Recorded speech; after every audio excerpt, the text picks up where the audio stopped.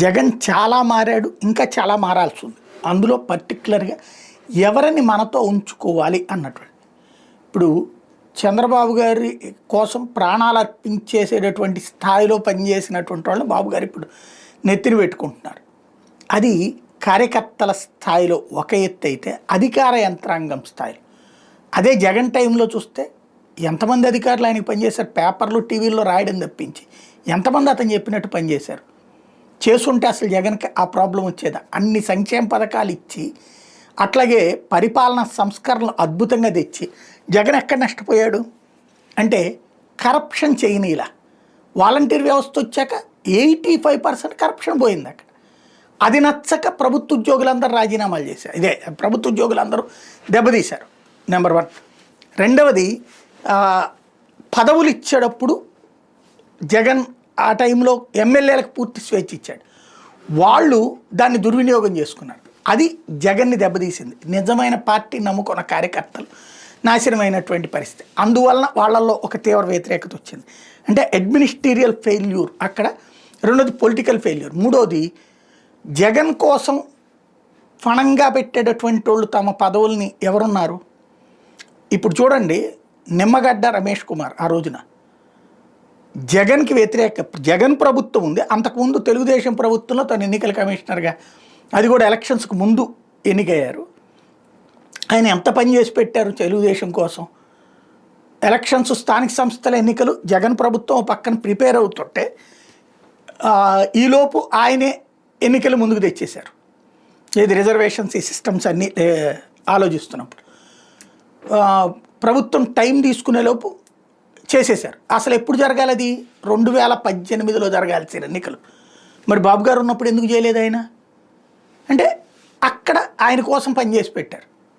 ఆ తర్వాత వచ్చేటప్పటికి ఏం జరిగింది? సర్పంచుల ఎన్నికలు జరిగినాయి. ఆ సర్పంచ్ ఎన్నికల్లో పేపర్లో రాయడం అయితే, అంటే వాస్తవం సర్పంచ్ అంటే ఏ సింబల్ ఉండదు, కానీ ఎవరికాళ్ళు చెప్పుకుంటారు. అందులో మా వాళ్ళే 70-80 గెలిచిందని తెలుగుదేశం చెప్పిన గ్రౌండ్ లెవెల్లో అర్థమైపోయింది ఎవరు గెలిచారు అన్నటువంటిది. ఆ ఇంపాక్ట్ ఏమైంది? వెంటనే ఇక మిగతా ఎన్నికలు జరిపితే భయపడిపోయి కరోనా ఫస్ట్ ఫేజ్, అప్పటికే ఆ టైంలో ఎన్నికలు జరుగుతున్నాయి వివిధ రాష్ట్రాల్లో, అయినా సరే ఎన్నికలు వాయిదా వేసేశారు కరోనా పేరు చెప్పేసి. ప్రభుత్వం చెప్పింది ఇది అయిపోయేది, దీనికి తగిన జాగ్రత్తలు తీసుకుని చేద్దామని, అయినా సరే వినలేదు, ఆపేశారు. ఎందుకని? ఈ టెంపో తగ్గిపోవాలని. ఆ తర్వాత కరోనా తర్వాతన ఫస్ట్ ఫేజ్ అయ్యి సెకండ్ ఫేజ్ టైంలో, అంటే ఫస్ట్ ఫేజ్లో ఫుల్ సక్సెస్ ప్రభుత్వం, సెకండ్ ఫేజ్లో ఆక్సిజన్కి సంబంధించినటువంటి ప్రాబ్లమ్స్ వచ్చి ఉన్నాయి. ఆ టైంలో అకస్మాత్తుగా ఎన్నికలు దించారు. అప్పటికి ఇంకా కరోనా ఉంది. కరోనా రాబోతుందని ఎన్నికలు ఆపిన ఆయన కరోనా పీక్ స్టేజ్లో ఉన్నటువంటి సందర్భంలో ఎన్నికలకు ముందుకు వెళ్ళారు. అక్కడ జగన్ మాటని జగన్ ప్రభుత్వం ఎంత చెప్పినా సరే వినకుండా ముందుకు వెళ్ళి, సరే అదృష్టవశాత్తు ఎంపీటీ జెడ్పీటీసీలు ఇవన్నీ గెలుచుకొచ్చారు, నడిచిపోయింది ఏకగ్రీవాలు వీటి వల్ల. ఆ రోజున ఎంతగా నిబంధనలన్నిటి పక్కన పెట్టి జగన్ని వేటాడింది ఎన్నికల సంఘం జగన్ సర్కార్ని. అవతల వాళ్ళకి పూర్తిగా పనిచేసి పెట్టింది. ఏ అధికారి మీద కంప్లైంట్ వచ్చినా అన్నీ తీసి అవతల పడేయడం చేసింది. ఆ తర్వాతన ఆయన రిటైర్ అయిపోయిన తర్వాతన ఏదో ఆయన దించడానికి జగన్ ప్రయత్నం, చివరికి ఏకంగా ప్రెస్ మీట్ పెట్టి మరి జగన్ ద్వేషించారు కదా, అంత స్థాయిలో జరిగింది అక్కడ. ఆ తర్వాత చూసుకుంటే అప్పుడే ఈవెన్ని తీసుకొచ్చింది, ఏది ఇతర రాష్ట్రాల నుంచి సహానీని తమిళనాడు నుంచి పట్టుకొచ్చి. ఆ తర్వాత వచ్చేటప్పటికి ఎన్నికలు అయిపోయినాయి, గెలిచేశాడు జగన్, అయిపోయింది.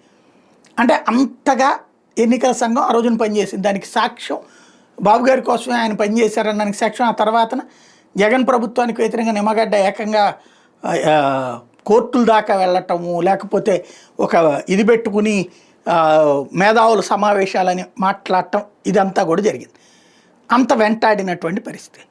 అదే ఇప్పుడు ఎన్నికల కమిషనర్ జగన్ టైంలో నియమితురాలైన ఆవిడ. అప్పట్లో ఫస్ట్ నిమ్మగడ్డ కారణంగా ఆగితే, ఆ తర్వాత చివరిలో ఆయనది రిటైర్మెంట్. ఇప్పుడు ఏది కోర్టు ఆయన టర్మ్ తగ్గించారు, వీళ్ళు 5 ఏళ్ళు కాదు 3 ఏళ్ళు అని చెప్పేసి, దానికి ఒప్పుకోకుండా కంటిన్యూ చేసింది కోర్టు. ఆ తర్వాత తను మొదటి ఇస్తానన్న వాళ్ళకే ఇచ్చినటువంటి పరిస్థితి జగన్. ఇప్పుడు ఆవిడే ఉంది. ఏమన్నా జగన్ కోసం పనిచేసిందా? జగన్కి ఏమన్నా ఉపయోగపడేలా చేసిందా? ఇప్పుడు పులివెందుల ఒంటిమిట్ట వ్యవహారంలో చూసినప్పుడు కంప్లైంట్ పెట్టా పట్టించుకోదు, ఏ యాక్షను తీసుకోదు. మామూలుగా కంప్లైంట్ పెడితే ఎన్నికల సంఘానికి ముందు అధికారులు పక్కన పెడతారు. ఇది సహజ సిద్ధమైన పరిణామం. అస్సలు ఏ యాక్షన్ తీసుకొని ఎన్నికలు అంటే తమిళనాడు నుంచి ఆవిడ తీసుకొచ్చి ఇక్కడ పెట్టి ఆయనకు ఒరిగిందేంటి ఇది. కాబట్టి చంద్రబాబు ఏ ప్రాబ్లం వచ్చినా సరే అని తన వాళ్ళని ఆ అధికారులని కాపాడుకొస్తారు. అందువల్ల వాళ్ళు ఆయనకి పనిచేసి పెట్టారు. ఇప్పుడు అలా ఏదో జనాల కోసం అని చెప్పేసి మెప్పు కోసమని జగన్ ప్రయత్నిస్తే ఏం జరిగింది అన్నట్టు ఇక్కడ కనబడుతోంది.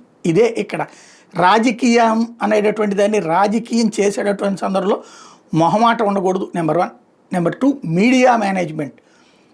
బాబు గారి దగ్గర ఏమాత్రం పట్టించుకోలేదు. ఈయన అసలు మీడియా అంటే ఏమాత్రం పట్టించుకోలేదు. చంద్రబాబు గారు అయితే మీడియా యూనియన్ల దగ్గర నుంచి, అసోసియేషన్స్ దగ్గర నుంచి, ఛానల్స్, పేపర్ల దాకా ప్రతి దాన్ని మీడియా పోల్ మేనేజ్మెంట్ ఎంత చేస్తారో అంతకి 2 మీడియా మేనేజ్మెంట్ చేస్తారు. జగన్ అస్సలు పట్టించుకోలేదు మీడియాని. Print media, electronic media, social ఎవరిని పట్టించుకోలేదు.